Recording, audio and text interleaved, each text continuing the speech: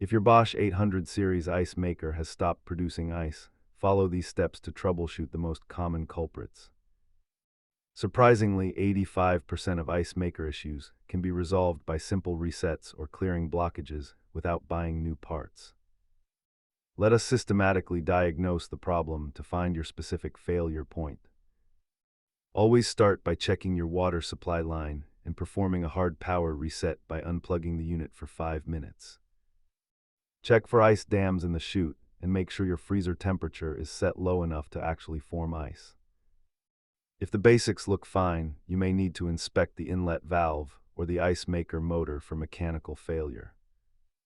Most simple fixes are safe to do yourself, but leave complex system repairs to a certified technician. Statistically, a clogged water filter is the most common reason for ice production failure in this model. Testing the water dispenser can tell you if the inlet valve is successfully pulling water from your home line. Have a multimeter and a standard tool set ready if you plan to get under the hood of your appliance.